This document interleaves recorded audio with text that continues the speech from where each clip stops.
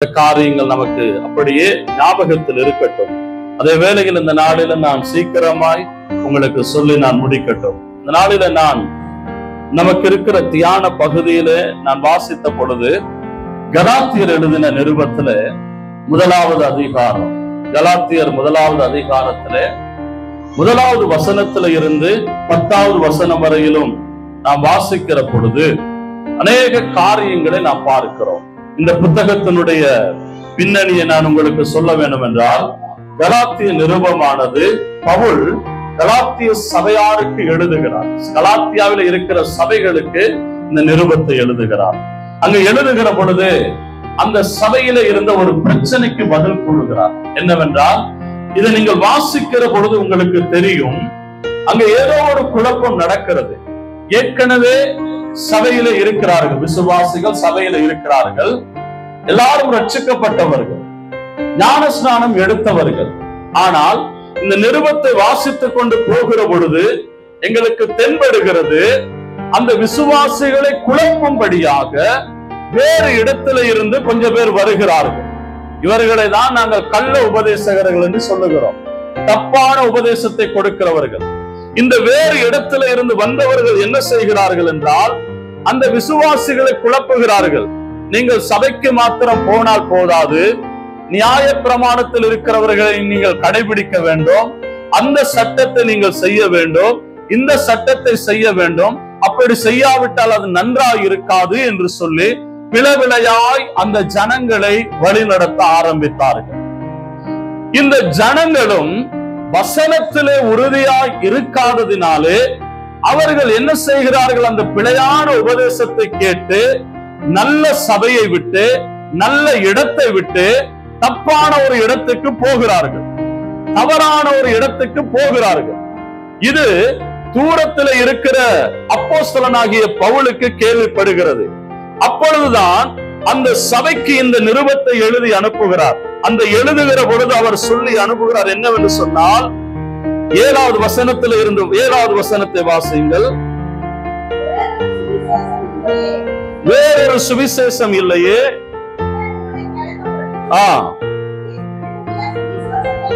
கிறிஸ்துவனுடைய சுவிசேஷத்தை புரட்ட மனதா இருக்கிறார்களே அல்லாமல் வேறல்ல. இதுதான் நடந்தது. நன்றாக கவனிங்க பிரியமானவர்களே. நீங்கள் என்னதான் நல்ல திருச்சபையில இருந்து வசனங்களை கற்றுக்கொண்டு வந்தாலும், ஒவ்வொரு நாளும் நீங்கள் வாழுகிற சூழலிலே உங்களை குழப்புகிறவர்கள் வந்து கொண்டுதான் இருப்பார்கள்.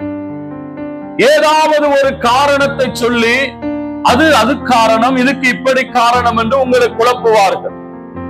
பிழையான ஒரு வழிகளுக்கு சொல்லி உங்களை கொண்டு போவார்கள். சில நேரத்துல நல்ல உபதேசம் இருக்கிற சபையில இருந்து விசுவாசிகள் திடீரென்று காணாமல் போகிறார்கள், வேறு சபைகளுக்கு போகிறார்கள். என்ன என்று தேடி பார்க்கிற பொழுது அவர்கள் சொல்லுவார்கள், நான் இந்த சபைக்கு போனேன், எனக்கு ஒரே வைத்து குத்து எனக்கு வயிற்று வலியாகவே இருந்தது, எவ்வளவுதான் இங்கே வந்தாலும் வயிற்று வலி சுகமாகவில்லை. யாரோ ஒருவர் வந்து சொன்னார், அந்த சபைக்கு வாங்க உங்களுக்கு வயிற்று வலி சுகமாகும் என்று சொன்னார், நான் அங்கே போய்விட்டேன். இன்றைக்கு சில நேரங்களிலே இயேசு கிறிஸ்துதான் நமக்காக சிலுவையிலே மரித்து அடக்கம் பண்ணப்பட்டு உயிரோடு எழுந்தார் என்ற நற்செய்தியை சொல்லி உங்களை இங்கே ஆதாயப்படுத்தி சபைக்கு கொண்டு வந்து ஞானஸ்நானம் கொடுத்து விசுவாசிகளாக்கி இருக்கிறோம். ஆனால் இன்றைக்கும் சில நேரங்களிலே அந்த சிலுவையின் செய்தியை மறந்து ஏதோ ஒரு வயிற்று குத்துக்காக, பல்லு வலிக்காக, மூட்டு வலிக்காக பொய்யான விஷயங்களை சொல்லி சபைகளை திசை திருப்புகிற கள்ள உபதேசகர்களும் இன்றைக்கு இருக்கிறார்கள். கவனம். ஆகவேதான் பவுல் இந்த கலாத்தியர் சபை விசுவாசிகளுக்கு எழுதுகிறார், இவ்வளவு நல்ல சுவிசேஷத்தை நான் உங்களுக்கு பிரசங்கித்திருக்கிறேன், நான் சொன்ன சுவிசேஷம் தான் உண்மையானது, அதை தவிர நீங்கள் வேறு ஒன்றுக்கும் ஏமாந்து போக கூடாது. அப்படி நானே வந்து உங்களுக்கு சொன்னாலும் அது பொய், நான் ஏற்கனவே சொன்னதுதான் சுவிசேஷம். என்ன அந்த சுவிசேஷம்?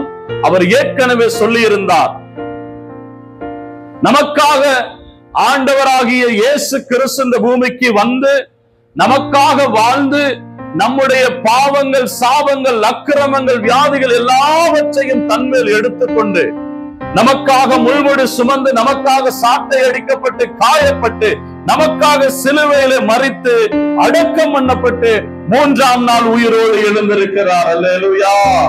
இதுதான் அன்றைக்கும் உலகத்தை மாற்றின சுவிசேஷம், இன்றைக்கும் உலகத்தை மாற்றுகிற சுவிசேஷம். இதையெல்லாம் நமக்கு வேறொரு நற்செய்தி இல்லை பிரியமானவர்களே.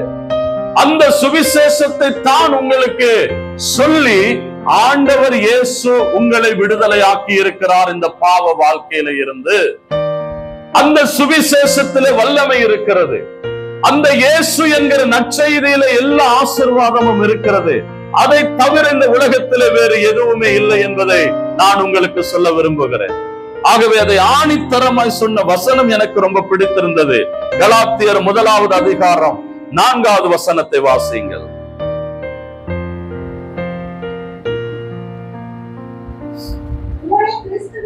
கலாத்தியர் 1:4.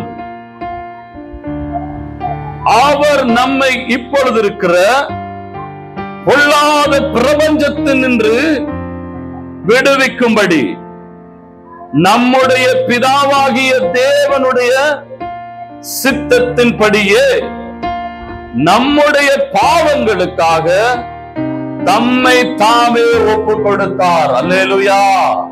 நம்முடைய பாவங்களுக்காக நாம் இன்றைக்கு ரட்சிக்கப்பட்டிருக்கிறது யாரும் உங்களை தந்திரமா இந்த இடத்துக்கு கொண்டு வந்ததினாலே அல்ல. நன்றாக கவனிங்க. நீங்கள் ரட்சிக்கப்பட்டிருக்கிறது, பாவத்திலே இருந்து மீட்கப்பட்டிருக்கிறது என்பது சாதாரணமாய் திடீரென்று நடந்த ஒரு விஷயம் அல்ல. நான் உங்களுக்கு ஒரு படத்தை போடணும் என்று நினைத்திருந்தேன். ஒரு படம் அனுப்பியிருக்கோம், போட்டோ ஒன்று. நன்றாக கவனிங்க. இந்த இடத்துல நீங்கள் இருக்கிறது திடீரென்று வரவில்லை. இது தேவனுடைய திட்டம். எப்படி அந்த திட்டம் என்று பார்த்தால், மனுஷனுடைய பாவத்துக்காக இந்த வானத்தை, பூமியை, அந்த சராசரங்கள், இந்த உலகத்தை உண்டாக்கின தேவன் ஒரு திட்டம் இடுகிறார். இந்த மனுஷர்களை நான் விடுவிக்க வேண்டும், என் பிள்ளைகளை பாவத்தில் இருந்து நான் விடுவிக்க வேண்டும். அதற்கு இருக்கிற ஒரே வழி, என்னுடைய குமாரனாகிய இயேசு கிறிஸ்துவை இந்த பூமிக்கு நான் அனுப்பி வைக்க வேண்டும். அல்லேலூயா. என்னுடைய ஒரே குமாரனான இயேசுவை நான் அனுப்பி வைக்க வேண்டும். அந்த அவருடைய சித்தத்தின்படி நம்முடைய பாவங்களுக்காக தம்மை தாமே அவர் ஒப்பு கொடுத்திருக்கிறார். அல்லேலூயா. அவர் தம்மை ஒப்பு கொடுத்திருக்கிறார். இதுதான் நமக்காக இயேசு செய்து முடித்த காரியம். இந்த காரியத்தை சிந்திக்கிற பொழுது எனக்கு இன்னொரு விஷயம் ஞாபகத்துக்கு வந்தது. யோவான் 19ஆம் அதிகாரம் 28வது வசனத்தை பார்க்கிற பொழுது, சிலுவையிலே தொங்குகிற பொழுது நாம் 7 வார்த்தைகளை தியானிக்கிறோம் பெரிய வெள்ளி நாளிலே. அதிலே ஒரு வார்த்தை தான் கடைசியா இயேசு சொல்லுகிறார், எல்லாம் முடிந்தது என்று சொல்லி தன் ஆவியை விட்டார். எல்லாம் முடிந்தது. நான் திரும்பவும் இன்றைக்கு அதை ஞாபகப்படுத்துகிறேன்.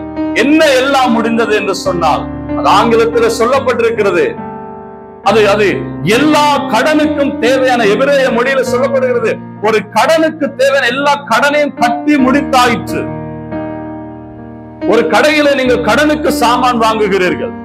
உங்களுக்கு தெரியாத யாரோ ஒருவர் போய் கொடுத்து விடுகிறார், இந்த இவருக்குரிய எல்லா கடனையும் நான் கட்டி விடுகிறேன் என்று சொல்லி. உங்களுக்கு தெரியாது, அந்த கடன் கட்டி முடித்தாயிற்று. இனி நீங்க கட்ட தேவையில்லை, நீங்க செலுத்த தேவையில்லை. அதே மாதிரி ஒன்றுதான் இயேசு கிறிஸ்து நம்முடைய பாவங்களுக்காக நாம் தண்டிக்கப்பட வேண்டிய இடத்துல நம்முடைய பாவ கடனை எல்லாம் அவர் செலுத்தி முடித்திருக்கிறார். அல்லேலூயா. அவர் எல்லாவற்றையும் செலுத்தி முடித்து விட்டார். ஆகவே இனி நாம செலுத்த வேண்டிய அவசியம் இல்லை, நாம கொடுக்க வேண்டிய அவசியம் இல்லை. நீங்க அதை நினைச்சு நொந்து வாழணுங்கிற அவசியம் இல்லை. அந்த விசுவாசத்தை உங்களுக்குள்ள எடுத்துக்கொள்ளுங்க. அதைத்தான் கலாத்தியர் சபை விசுவாசிகளுக்கு பவுல் சொல்லுகிறதுக்கு ட்ரை பண்ணுகிறார்.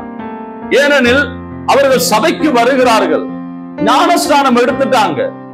அப்பப்ப வீட்டுல நடக்கிற சின்ன சின்ன பிரச்சனைக்கு எங்கேயோ ஒரு உபதேசம் பண்ணுகிறவன் வந்து என்ன சொல்லுகிறான் என்றால், நீங்க சேர்ச்சுக்கு போனால் மாத்திரம் போதாது, ஒரு 7 நாளைக்கு உங்க முத்தத்துல ஒரு விளக்கு ஏற்றி வை. ஒன்று வீட்டுல சின்ன சின்ன பிரச்சனை வருது. நீங்க இந்த சர்ச்சுக்கு போனால் மாத்திரம் போதாது, யாராவது ஏழைகளை கூப்பிட்டு ஒரு 50 பார்சல் சாப்பாடு கொடுங்க. அப்பதான் இந்த சாபத்திலிருந்து வெளியே வரலாம். சிலர் சொல்றாங்க, அந்த கவனிங்க, சர்ச்சுக்கு அதை கொடுங்க, இதை கொடுங்க, காணிக்க கட்டுங்க, பலியிடுங்க. இப்படி நம்மளை சில நேரத்தில் தவறான விதங்களில் நம்மை கொண்டு போகிறார்கள். சில சாஸ்திரங்களை நாம் நம்புகிறோம்.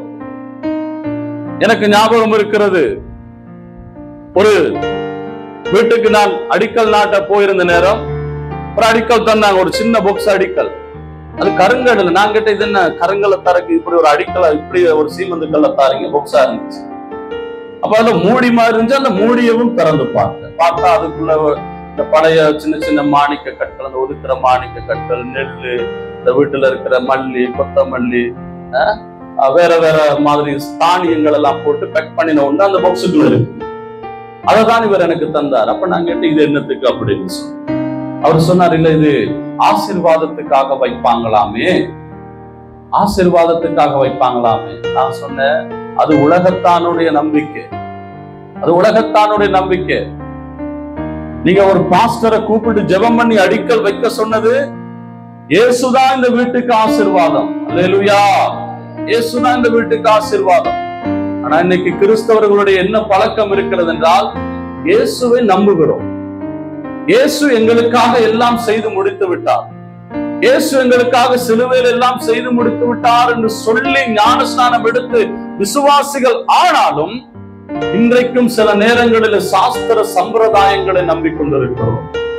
அதனாலேதான் என்ன நடக்கிறது என்றால், இயேசு கிறிஸ்துவினுடைய சிலுவை மரணத்தினுடைய முழு வல்லமையும் உங்களுடைய என்னுடைய வாழ்க்கையில இன்றைக்கு செயல்பட முடியாமல் இருக்கிறது, செயல்பட முடியாமல் இருக்கிறது. நான் உங்களுக்கு சொல்லுகிறேன், அதை நாம் திருத்திக் கொள்ள வேண்டும், திருத்திக் கொள்ள வேண்டும். இதற்கு முன்பதாக சொல்லி இருக்கிறேன், சபைக்கு நன்றாய் வருகிற ஒரு குடும்பம் நல்லாய் வருவாங்க. அவருடைய மகள் திருமணம் முடித்து வேறு ஒரு ஊருக்கு சபைக்கு போக ஆரம்பித்தார். திருமணம் முடித்து 3 வருஷம் 4 வருஷம் குழந்தை இல்லை. நாங்களும் நன்றாய் ஜெபிக்கிறோம், நல்ல விசுவாசம் உள்ள குடும்பம், குழந்தை இல்லை. ஏண்டா குழந்தை இல்லை என்று சொல்லி ஜெபிக்கிற பொழுது அவங்க கொழும்புல இருக்கிறாங்க, நாங்கள் ரத்தினபுரி ஹாலியகோடையில இருக்கிறோம். ஆண்டவர் திடீரென்று எனக்கு சொன்னார், அந்த வீட்டுக்கு போய் ஜெபம் பண்ணுங்க. நான் ஊழியம் செய்யற 2-3 பேரை கூட்டிக்கிட்டு நான் சிஸ்டர் அந்த வீட்டுக்கு போனோம் கொழும்பு. அங்க போய் அந்த ஒரு சின்ன ஒரு அளவான சின்ன குடிசை வீடு, அங்க போய் கதைச்சுக்கிட்டு ஜெபிக்கிறதுக்கு ரெடியாயிட்டு கதைச்சுக்கிட்டு இருக்கும் பொழுது அந்த வீட்டுல பார்த்தால் முன்னால ஒரு வெள்ளை துணியில ஒரு பொட்டணி தொங்குது. சரியா? வீட்டுக்கு முன்னால 2 மூலையிலையும் சின்ன ஒரு துணியினால கட்டின ஒரு மூட்டை ஒண்ணு தொங்குது. இந்த பக்கம் திரும்பி பார்த்தா இங்கிட்ட ஒரு சின்ன குப்பி தொங்குது. யாரு வீட்டுல? யாரு வீட்டுல? சர்ச்சுக்கு வரக்கூடும், சர்ச்சுக்கு வர விசுவாசி வீடு. நான் கேட்ட என்ன அதுன்னு சொன்ன, அது மண்ணை கட்டி தொங்க போட்டிருக்கிறான். ஏன் என்ன மண்ணுன்னு கேட்டா, அவங்க எங்கள மாதிரி ஒரு வல்லமையான சர்ச்சுக்கு போற பாஸ்டர், வல்லமையான பாஸ்டர், ஆண்டவர் பயன்படுத்துகிற ஒரு நல்ல பாஸ்டர். அந்த பாஸ்டர் வாகனத்துல போவாராம். அந்த பெஜரோ போனதுக்கு பிறகு அந்த டயர் போன அந்த மண்ணை கொண்டு வந்து, அந்த பெஜரோ போன மண்ணை கொண்டு வந்து அள்ளி வெள்ளை துணியில கட்டி மூட்டை கட்டி தொங்க போட்டுக்கிட்டு இருக்கிறாங்க. என்னத்துக்கு? ஆசீர்வாதம். இந்த பக்கம் சின்ன குப்பி தொங்குது. இங்க என்ன குப்பின்னு பார்த்தா ஜெப குப்பியா, ஜெபிச்சு தந்திருக்கிறாங்களாம் சர்ச்சில். சரி, அதையும் கலட்டுன்னு சொன்ன, அதையும் கலட்டு. திரும்ப வேற என்ன இருக்குன்னா, போய் தலவாணியை தூக்கி எடுத்துட்டு வராங்க.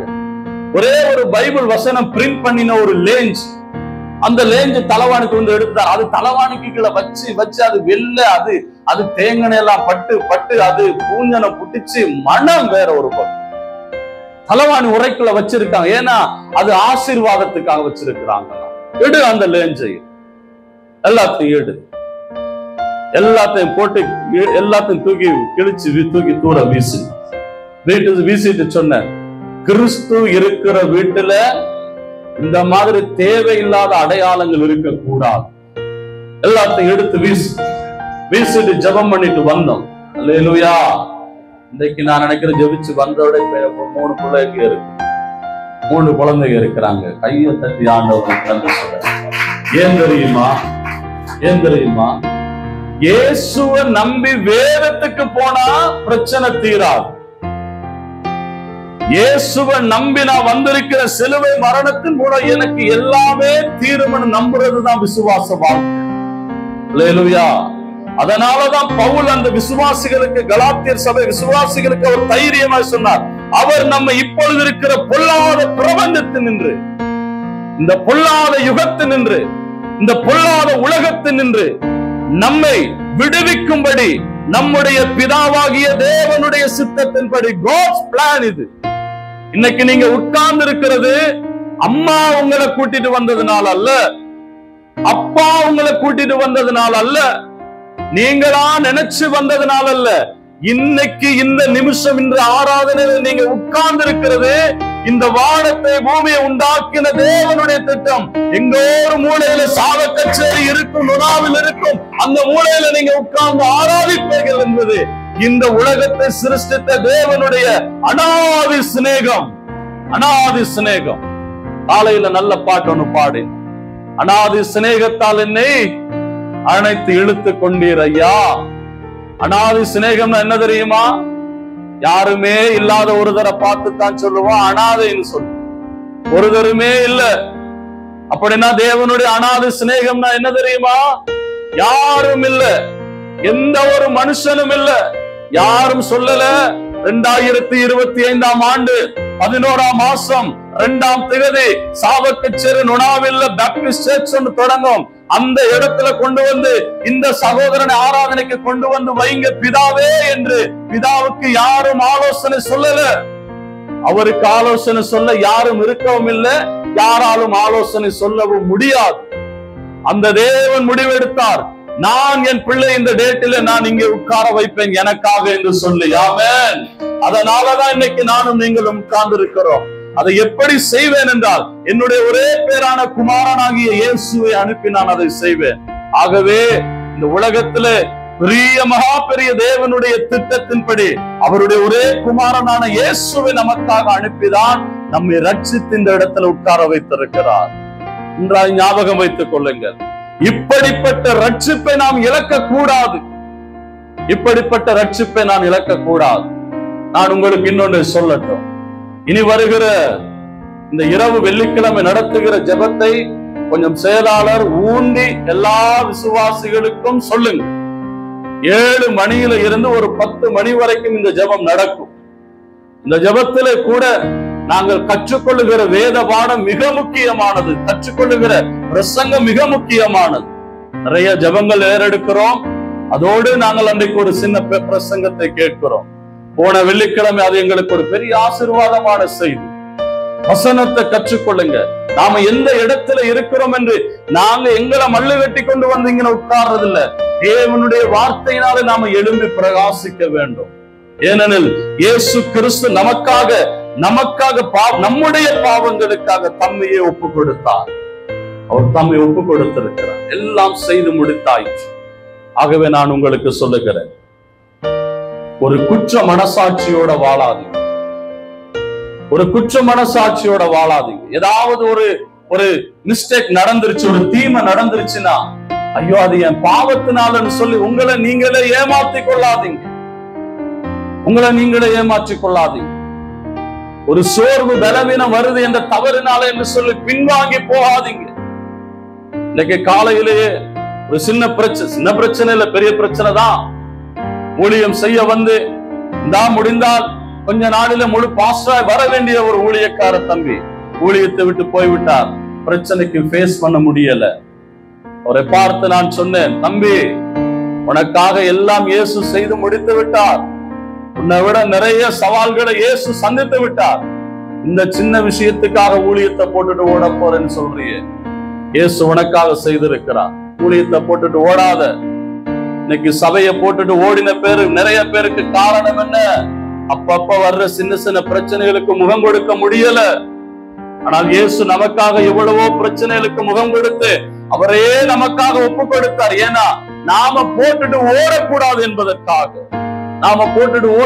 என்பதற்காக, ஏனெனில் நமக்கு வர வேண்டிய எல்லா தண்டனையும் வருமா இருந்தால் எங்களால நின்று பிடிக்க முடியாது. ஆகவே நமக்காக இயேசு எல்லாவற்றையும் சுமந்தார். அல்லேலூயா, அல்லேலூயா. நான் உங்களுக்கு மறுபடியும் சொல்லுகிறேன், இந்த இயேசுவை தவிர உங்களுக்கு ஒரு நல்ல வாழ்க்கை தர இந்த உலகத்துல வேறு யாரும் இல்லை. இந்த இயேசுவை தவிர உங்களுக்கு நல்ல சமாதானத்தை தர இந்த உலகத்துல வேறு யாரும் இல்லை. இந்த இயேசுவினுடைய சிலுவை மரணத்தையே தவிர உங்களுக்கு நல்ல உடல் சுகத்தை தருவதற்கு வேறு யாரும் இந்த உலகத்துல இல்லை. விசுவாசிங்க ஆண்டவரை. நான் உங்களுக்கு சொல்லுகிறேன், ஏதாவது ஒரு பிரச்சனை வந்தால் பிரட்டுங்க உண்டு. கலாத்தியர் 1:4 பிரட்டி சொல்லுங்க. அவர் நம்மை இப்பொழுது இருக்கிற பொல்லாத பிரபஞ்சத்தினின்று விடுவிக்கும்படி நம்முடைய பிதாவாகிய தேவனுடைய சித்தத்தின்படியே நம்முடைய பாவங்களுக்காக நம்மை தாமே ஒப்பு கொடுத்தார். ஆமென். நம்மை தாமே ஒப்பு கொடுத்தார். ஒப்பு கொடுத்து எல்லாம் செய்து முடிச்சாச்சு. இனி வேற இல்ல, நீங்க செய்யறதுக்கு வேற இல்ல. நீங்க இனிமேல வேற ஒன்றும் செய்ய தேவையில்லை. சிலருக்கு நாங்கள் இயேசுவை சொல்லும் பொழுது கேட்பார்கள், நாங்கள் சர்ச்சுக்கு வர விருப்பம், எங்களுக்கு இந்த பிரச்சனை தீரணும் பாஸ்டர், நாங்க சர்ச்சுக்கு என்னமாவது செய்யணுமா? உங்களோட கேட்டிருக்கிறாங்களா? கேட்டிருக்கிறாங்க. பாஸ்டர், நாங்க சர்ச்சுக்கு வந்தா என்னமாவது செய்யணுமா? ஏன் தெரியுமா? அவங்க எல்லாம் பிரச்சனையில எங்கேயாவது போனால் எனக்கு சொல்லுவாங்க. சமீபத்துல நம்மளோட ஜெபத்துல இருக்கிற ஒரு சகோதரி எடுத்து சொன்னாங்க, நல்ல விசுவாச சர்ச்சுக்கு போறவங்க எடுத்து சொன்னாங்க, ஒரு பாஸ்டர் சொன்னாரு ஏதோ ஒரு சூனியம் இருக்குன்னு சொன்னாருன்னு சொல்லி. நான் சொன்னேன், அது பாஸ்டர் இல்ல, அது மந்திரவாதி. அது பாஸ்டர் இல்ல, மந்திரவாதி. என்னன்னு சொன்னா என்ன தெரியுமா பிரச்சனை? ஜனங்கள் ஏதாவது பிரச்சனைன்னு எங்கேயாவது ஒரு மந்திரவாதி கிட்ட போறது. இந்த மந்திரவாதி என்ன சொல்றான்? உனக்கு இந்த பிரச்சனைய சொன்னதுக்கு பிறகு அதுக்கு ஒரு காரணம் உண்டு. யாரோ உனக்கு என்னமோ செய்திருக்கிறார்கள், யாரோ என்னத்தையும் தோட்டத்துக்குள்ள புதைச்சிருக்கிறாங்க, யாரோ உங்க வீட்டுக்கு காணிக்குள்ள ஏதோ ஒரு பெரிய மரம் இருக்குதா, அது அவருக்கு தெரியாது, நம்ம கிட்ட தான் கேட்டு தெரிஞ்சுக்குவாரு. ஏதோ ஒரு பெரிய மரம் இருக்குதா, நம்ம ஆக்களும் பாஞ்சு விழுந்து, ஆமா மாமரம் இருக்கு, மாமரத்துக்கு ஊர்லதான் புதைச்சிருக்குது, அவன் நம்மளை அடிச்சு விடுறது. அதுக்கு பிறகு என்ன? பரிகாரம் செய்யணும். நான் என்ன சொல்றேன்னா, இருக்குது, புதைச்சிருக்குது, அங்க இருக்குது, இங்க இருக்குதுன்னு சொல்றதுக்கு மந்திரவாதி தேவையில்லை. நாளைக்கு வாங்க நானும் சொல்றேன். பிரச்சனை என்னன்னா, சொன்னவன் நீ எடு, சொன்னவன் பிரச்சனையை தீர்த்து விடு. முடியாது. அதுக்கு பரிகாரம் என்னன்னு கேட்டேன்னு இப்ப அவர் அடுத்த லிஸ்ட் போடுவார். என்னது? இத்தனை கிலோ அரிசி, இத்தனை கிலோ கத்தரிக்காய், இத்தனை கிலோ பூசணி, இத்தனை கிலோ கோழி. நான் கேட்கிறேன், சூனிய நிலத்துக்கு அடியில இருக்குது, கத்தரிக்காயும் கோழி என்னத்துக்கு இவனுக்கு?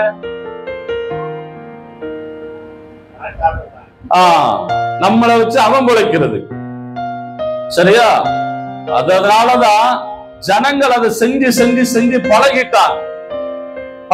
இந்த நேத்து தம்பிமாரு சொன்னாங்க, யாரோ ஒரு விசுவாசி என்னத்துக்கு கோழி புதைக்கு, கோழி தேடிக்கிட்டு திரிகிறாங்களாம். என்ன செய்யறது?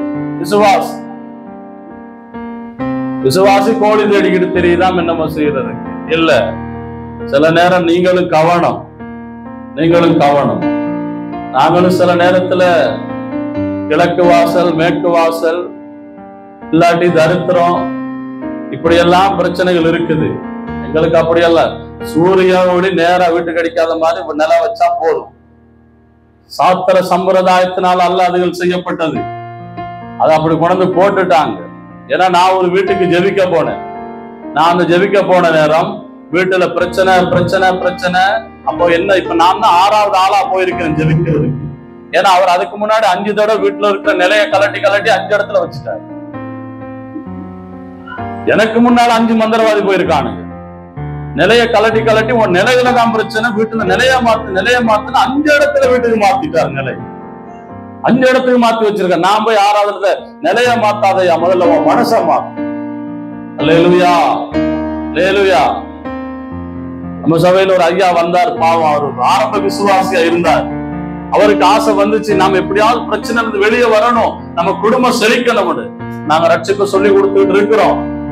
அதே நேரத்துல அவர் போய் இடையில கெப்புக்குள்ள எங்கேயோ ஒரு மந்திரவாதியை பார்த்துட்டார். மந்திரவாதி சர்ச்சுக்கு போற யாரும் சொன்னார், சர்ச்சுக்கு போற ஒரு ஆள் தான் சொன்னேன். நான் சொன்னேன், இந்த ஆளை காட்டுங்க ஐயா, கொல்லாம விட மாட்டேன். ஒளியம் செய்யற ஒருவர் சொல்லி இருக்கிறாரு, உங்க வீட்டு முத்தத்துல தான் சூனியம் செஞ்சிருக்குன்னு சொல்லி. பாவம், கஷ்டப்பட்ட குடும்பம், கஷ்டப்பட்டு வீட்டுல சீமந்தால ஒரு படிக்கட்டு போட்டிருக்கிறாங்க. நாங்க திடீர்னு விசிட்டிங் போறோம், அந்த படிக்கட்டெல்லாம் உடைச்சு துண்டு துண்டா கலட்டி வேலையா வச்சு வீட்டுல பெரிய பள்ளம் தோண்டி வச்சிருக்கு. என்னையா அப்படின்னு அந்த ஜெபிச்சுட்டு சொல்லி இருக்கிறாங்களாம், இதுக்குள்ளதான் சூனியம் இருக்குன்னு சொல்லி. சரி, இப்ப எல்லாத்தையும் உடைச்சிட்டீங்க தானே? ஆமா உடைச்சிட்டையா. சூனியத்தை எடுத்துட்டீங்களான்னு சொன்னவனே எடுத்து கொடுக்கல. சூனியத்தை நீங்களாவது எடுத்துட்டேன்னு ஒரு சின்ன ஆணியை தூக்கி காட்டினார். அது என்ன ஆணின்னு கேட்டா, இப்ப செல்வராஜையா நமக்கு தெரியும், நூல் அடிச்ச ஆணி, கலட்டாமல சீமந்த போட்டு மூடிட்டான். எல்லாம் கவனிங்க, நம்மள மனசால ஏமாத்திட்டு இருக்க கூடாது. பிசாசு இப்படி எல்லாம் நம்மள செய்ய வைக்கிறான். சரியா? நம்மளோட வீட்டை, எத்தனை வீட்டை சுத்தி சங்கு இருக்குது? சங்கு இருக்கிற வீடு இல்ல, நொங்கு இருக்கிற வீடு சோத்திரம். நொங்கு இருந்தா பரவாயில்ல, வீட்டை சுத்தி சங்கு இருக்க கூடாது. சரியா? சங்கு இருக்க கூடாது. சங்குல ஒண்ணும் இல்ல, அதெல்லாம் அவனோட பிசினஸ், அதெல்லாம் அவனுக்கு தேவையான பிசினஸ். ஒரு சங்குக்கு 16,000 ரூபாய். அதெல்லாம் கேட்டு வச்சிருக்கிறேன் எனக்கு, நான் கண்டது ஒரு சங்குக்கு 16,000 ரூபாய். அப்படியே பார்த்தேன், அதுவும் சொல்லிடுவானு, இந்த வீட்டுக்கு 9 சங்கு புதைக்கணும், நீ கொடுங்கல. நான் சொல்றேன், சமீபத்துல நான் ஊழியக்காரங்களை போய் ஜெபம் பண்ணணும். கிடுநச்சிலேயே எல்லாருக்கும் நூல் கட்டுவாங்க. எல்லாருக்குமே என்ன கலர், அந்த மஞ்சள் கலர், என்ன கலர், காப்பு கட்டுவாங்க. சரிதான்? அந்த ஊர்ல கிடுநச்சில அவர் தான் இங்க அவங்கதான் அந்த ஊருடைய விலக்கூடின நூல் கட்டுறவங்க. அதாவது சாதாரண லோக்கலுக்குள்ள நூல் கட்டுறது ஒரு ஆளுக்கு 200 ரூபாய் ஒரு நூலுக்கு. இவர்கிட்ட எப்பயுமே ஒரு சைவர் கூட தான் இருக்கும். ஊர்ல அங்கிட்ட எல்லாம் கட்டின 200 ரூபாயோட நூல் இவர்கிட்ட 2,000. அந்த சிவப்பு நூல் 500 ரூபாய், இவர்கிட்ட வந்தா அது 5,000 ரூபாய். ஆனா போலின்னு நிப்பாங்க, கியூல நிப்பாங்க. ஆனா இந்த நாட்கள்ல அவருக்கு நாங்க தான் நூல் வெட்டிட்டு, அவருக்கு நாங்க தான் நூல் வெட்டி, நாங்க தான் ஜெபம் பண்ணி இயேசுவை சொல்லி அந்த குடும்பத்துக்காக ஜெபிச்சுட்டு இருக்கிறோம். நம்மால தான் அவங்கள பார்த்து பராமரிச்சுட்டு இருக்காங்க. நான் என்ன சொல்ல வாருன்னா, பெரிய கோவில் வச்சு ஊருக்கே நூல் கட்டினவருக்கே இயேசுதான் நூல் கட்டணும். ஆமென். நாங்க அனுபவிக்கிறத சொல்றோம், நாங்க செய்யறத சொல்றோம். அதனால நல்லா ஞாபகம் வச்சு கொள்ளுங்க, உங்களுக்காக இயேசு எல்லாம் செய்து முடிச்சுட்டார். இனி புதுசா ஒண்ணும் நீங்க செய்ய தேவையில்லை.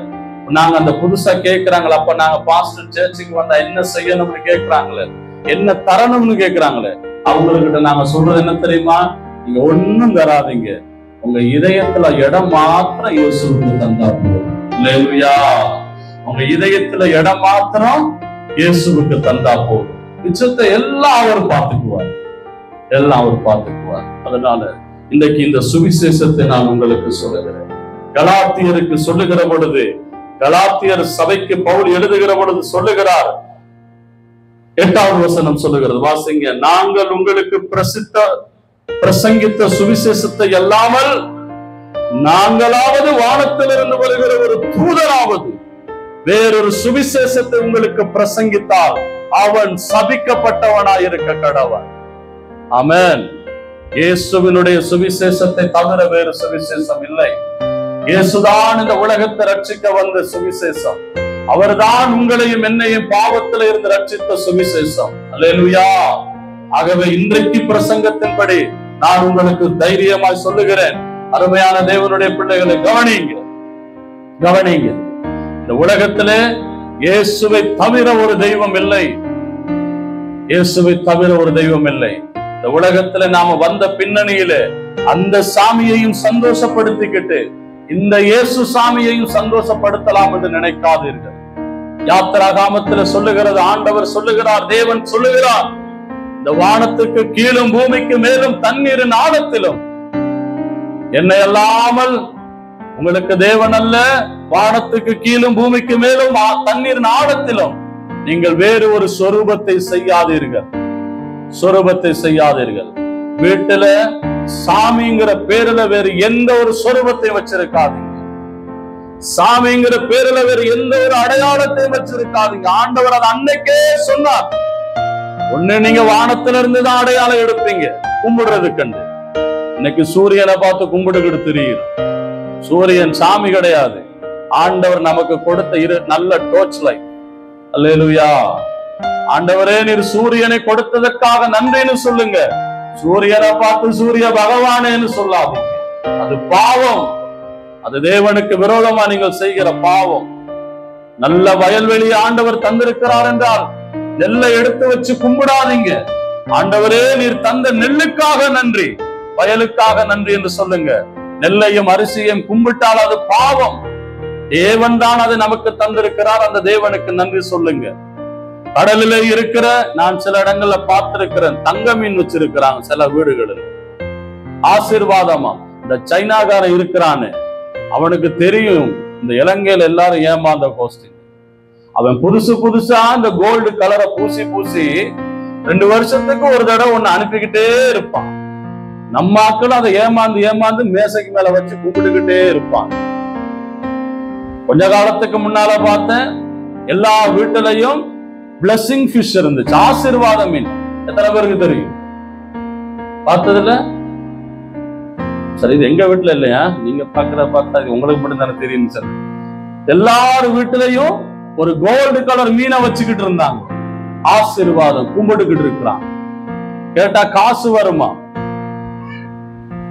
கல்லால செஞ்ச மீனை வச்சுக்கிட்டு இருந்தா காசு வராது. கடல்ல போய் மீனை பிடிச்சு வித்தீங்கன்னா காசு போகும்.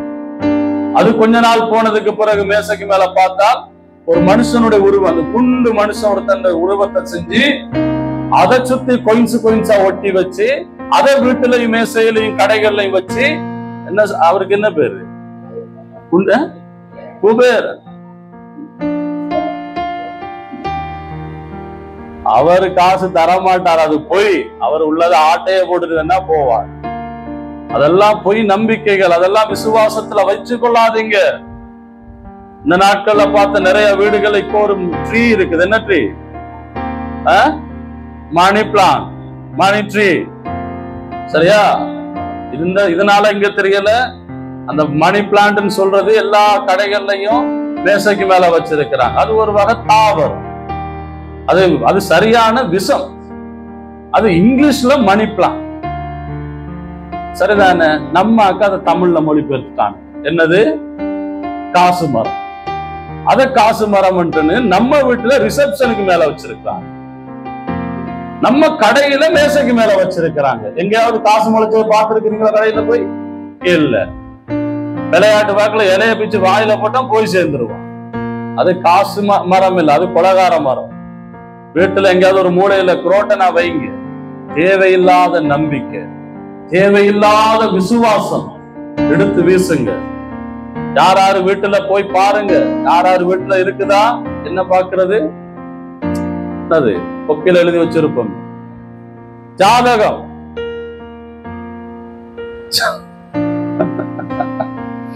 ஜாதகம் சாஸ்திரம், அது கடவுளுடைய படைப்பு கிடையாது. அது அப்படி ஒண்ணு இல்ல. அதை நம்பாதீங்க. அதை நம்பி ஒருவேளை பார்க்க போய் நம்மளோட வாழ்க்கை இருள போக கூடாது. ஜாதகம் என்று கிறிஸ்தவர்களுக்கு இல்ல. இயேசுதான் நமக்கு நல்ல ஜாதகம். அல்லேலூயா. ஏன்னா உங்களுக்காக ஜாதகம் மறிக்கவில்லை. உங்களுக்காக குபேரன் சிலுவைக்கு போகவில்லை. உங்களுக்காக ஒரு கோல்டு மீன் சிலுவைக்கு போகல. உங்களுக்காக சிலுவைக்கு போனது இயேசு. உங்களுக்காக சிலுவைக்கு போனது இயேசு. உங்களுக்காக ஜீவனை கொடுத்தது இயேசு. அந்த சுவிசேஷம் தான் உங்களை ஆசீர்வதிக்கும். அதை மட்டும் நம்புங்க, அதை மட்டும் விசுவாசிங்க. அது மட்டும்தான் எங்க வாழ்க்கையில வெளிச்சத்தை கொண்டு வர நம்புங்க. நாளுக்கு நாள் நீங்க சிறப்பா வருவீங்க. அல்லேலூயா. அதை விட்டுட்டு அது காரணம் இது காரணம் என்று சொல்லக்கூடாது.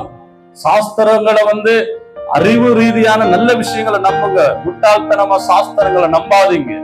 எங்களுக்கும் சில நேரம் நாங்க 2 பேரும் திருமணம் முடிச்சு சின்ன பிள்ளைல வளர்க்கிற நேரம், சரோசைக்கு வளர்க்கிற நேரம் பெரியவங்க வந்து சில நேரம் சொல்லுவாங்க. ஒருத்தர் சொன்னாங்க, புள்ள ஒரே அழுகும், சக்கினா ஒரே அழுகும், ஒரே அழுதபடி. அப்போ எங்களோட வீட்டுல ஒரு பெரியவங்க வந்து சொன்னாங்க, புள்ளைய ஒப்பு கொடுத்துட்டீங்களான்னு கேட்டாங்க. நான் சொன்னேன், இல்ல அப்படின்னு சொல்லி. அதுதான் புள்ள அழுதுகிட்டு. பாருங்க, உலக தைரியா கொண்டு சபைக்குள்ள திணிக்கிற மாதிரி வேதத்துக்கு வந்தோம். புள்ளைய ஒப்பு கொடுங்க. அது அங்க வெளியே இருந்து சொல்லுவோம் இல்ல, இன்னும் புள்ளைய சாமிக்கு பாரம் கொடுக்கல, நேர்த்தி வைக்கல, அதான் புள்ள அழுகுது. அது அங்க இருந்த நம்பிக்கை. ரட்சிக்கப்பட்ட பிறகு அதையே தூக்கி சபைக்குள்ள போட்டாச்சு. இன்னும் புள்ளைய ஒப்பு கொடுக்கல, அதான் புள்ள அழுகுது. சரி, புள்ளைய ஒப்பு கொடுத்துட்டோம். அதுக்கு பிறகுதான் எங்க சைக்கிள நிறைய அழுதுச்சு. அதுக்கு பிறகுதான் நிறைய அழுச்சு. இப்ப என்ன சாமியை தூக்கி நிலத்துல அடிக்கவா? எல்லாம் புரிஞ்சுக்கங்க. போய் புள்ள அழுக, பசி வர்ற நேரம் புள்ள அழுகும். பிள்ளைக்கு குளிர் அடிச்சா புள்ள அழுகும். பிள்ளைக்கு நோவு எடுத்தா புள்ள அழுகும். சரியா? ஒருவேளை வச்சுக்க முடியாட்டி அண்ணா வேணா பிள்ளை கிள்ளுன்னு அழுகும். மத்தபடி புள்ள அழாது. சரிதானே? அதனால இதை கொண்டு போய் சாஸ்திரத்துல போட்டுறாதீங்க. மூட நம்பிக்கைகள் வச்சுக்க கூடாது. நாம் ஆகவே இந்த காலை நேரத்துல நாம் ஆண்டவரை பார்த்து சொல்வோம். அவர் நம்ம இப்பொழுது இருக்கிற இந்த பொல்லாத பிரபஞ்சத்தினின்று விடுவிக்கும்படி நம்முடைய பிதாவாகிய தேவனுடைய சித்தத்தின்படியே நம்முடைய பாவங்களுக்காக தம்மை தாமே ஒப்பு கொடுத்தார். அல்லேலூயா. அந்த சிலுவை மரணத்துல இயேசுவை நினைவு கூறும்படிதான் இன்றைக்கு இந்த கம்யூனியன். அதை நினைவுபடுத்துங்க. சிலுவையில் மரித்த இயேசுவை நினைவு கூறுங்க. எல்லாம் மாறும். வீட்டுல போய் இருக்கும் பொழுது பிரச்சனை வார நேரம் சொல்லுங்க, இயேசுவை நீர் எங்களுக்காக ஒப்பு கொடுத்திருக்கிறேன், எங்களுக்காக ஜீவனை ஒப்பு கொடுத்திருக்கிறேன், நீர் எல்லாவற்றையும் மாற்றுவீர் ஆண்டவரே. அந்த நம்பிக்கையோடு நாம் எழுந்திருப்போம். ஹல்லேலூயா, ஹல்லேலூயா. இந்த சுவிசேஷத்தை தவிர வேறு யாராவது உங்க வீட்டுக்கு வந்து தேவையில்லாததை கதைச்சா ஓடு வெளியே. நண்பு சகோதரனே, சகோதரியே, இயேசுவின் சிலுவை மரணத்தை மட்டும் நம்புங்க. இயேசுவின் சிலுவை மரணத்தை மட்டும் நம்புங்க. அவர் நமக்காக நம்மையே ஒப்பு கொடுத்தார். மறுபடியும் அதை யாராலும் செயலிழக்க பண்ண முடியாது, யாராலும் கேன்சல் பண்ண முடியாது. நடந்துருச்சாது.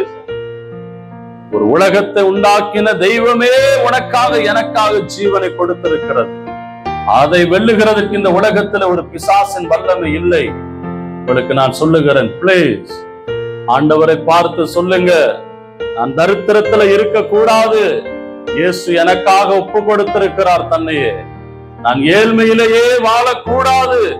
ஏனெனில் இயேசு என் தரித்திரத்தை எடுத்துக்கொண்டு தன்னை ஒப்பு கொடுத்திருக்கிறார். நான் சுகமாக்க முடியாத வியாதியிலேயே இருக்க கூடாது. ஏனெனில் இயேசு எனக்காக சிலுவையிலே ஒப்பு கொடுத்திருக்கிறார்.